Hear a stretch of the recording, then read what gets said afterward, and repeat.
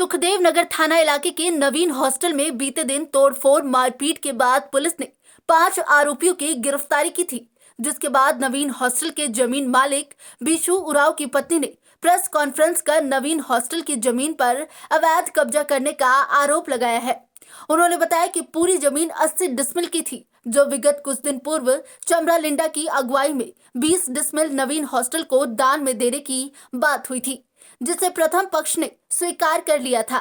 दिन बीतने के बाद हॉस्टल के प्रबंधक के द्वारा बाकी बचे 60 डिसमिल जमीन पर भी नवीन हॉस्टल के द्वारा कब्जा किया जा रहा था, जिससे मना करने पर बिशु उरांव वहां पहुंचे और इसी बीच असामाजिक तत्वों के द्वारा तोड़फोड़ की गई थी और पूरा आरोप बिशु उरांव के मत्थे मर दिया गया।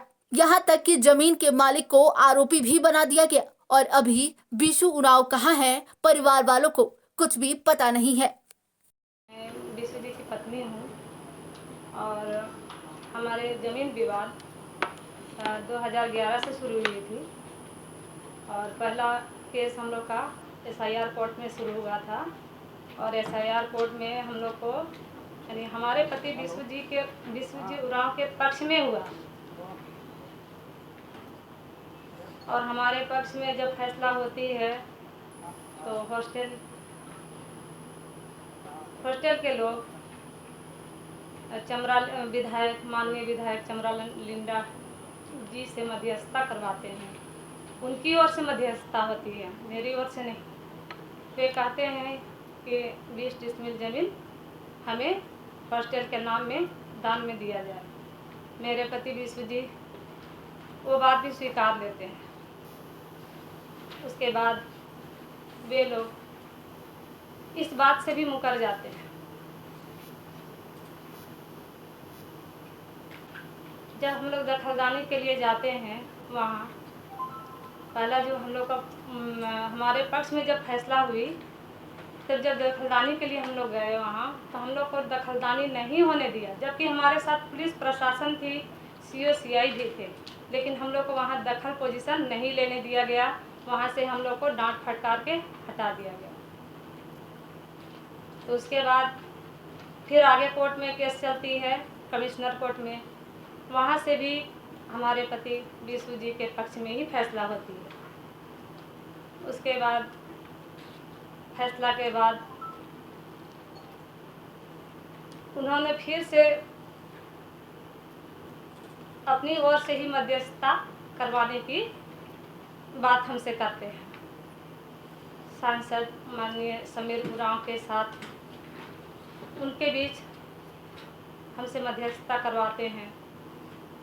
उसमें भी वे लोग बोलते हैं कि दान में हम लोग को दे दीजिए 20 डिसमिल और जो भी आपका 60 डिसमिल बनता है उसमें आप अपना कब्जा कीजिए। देखिए सर, हॉस्टल के बच्चों के लिए हमारे पूरे परिवार के मन में सहानुभूति है।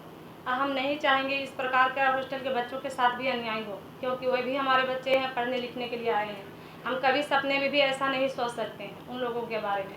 अगर ऐसा ही सोचना होता तो फिर हम लोग अपने इच्छा से जब वे लोग हम लोग से मध्यस्थता किए तो हम लोग 20 डिसमिल देने के लिए तैयार नहीं होते। मेरा अपना ज़मीन था, क्यों देते?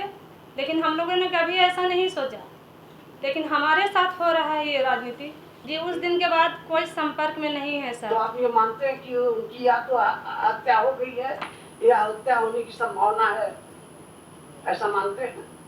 जी अभी तक उससे कोई संपर्क नहीं है, लेकिन जी हम लोग पूरे को खोज रहे हैं कि हम लोग खुद चाह रहे हैं कि सामने आए और पता लगा रहे हैं। अभी पता नहीं है और ये लोग पहले भी जानलेवा हमला करने का धमकी दिया है, इसलिए कहीं ना कहीं हम लोग को शक जाता है सर। मेरे पति विशु जी वो घटनाक्रम में शामिल नहीं थे। 70 डिसमिल जो बैलेंस जमीन बच रहा है उस 60 डिसमिल जो जमीन बच रहा उस पर अधिकार के लिए ये सब प्लानिंग रचा गया। हॉस्टल या छात्रावास या गैर आदिवासी इस तरह का कोई मामला नहीं है। आदिवासी बनाम आदिवासी भूमि का मामला है। यह एक रैयत है, ये महिला एक रैयत है, बिशु उरांव की पत्नी है, ये रैयत है। इनका कहना है कि जो भूमि इनकी है, रैयती भूमि है, उस भूमि पर अभी कब्जा हॉस्टल वाले के कुछ हिस्से का है। लगभग 20 डिसमिल भूमि में कंस्ट्रक्शन किया जा चुका है और उन लोगों ने अवैध निर्माण जारी कर रखा था, जबकि समीर उरांव साहब के मध्यस्थता में, चमरा लिंडा जी के मध्यस्थता में यह तय किया गया कि जो भूमि हॉस्टल के लिए, छात्रावास के लिए बनी हुई है, उसको एज इट इज रहने दिया जाए, उसको किसी प्रकार का कोई नुकसान न किया जाए और बाकी भूमि पर दखल देहानी दिया जाएगा। लेकिन उस बात को अमान्य घोषित करते हुए उन लोगों को पूरी भूमि पर कब्जा करने का लालच समाया और फिर इस तरह से माहौल को क्रिएट किया गया कि इन लोगों की तरफ से वहाँ दंगा फैलाया गया, तोड़ फोड़ किया गया। ऐसा कुछ भी नहीं है कि हमें न्याय दे और हमको सरकार पर और हमारे पुलिस प्रशासन पर पूरा विश्वास है कि वे हमें न्याय जरूर दिलाएंगे। अच्छा, तो ये जो हॉस्टल न्यूज विंग के लिए रांची से महक मिश्रा की रिपोर्ट।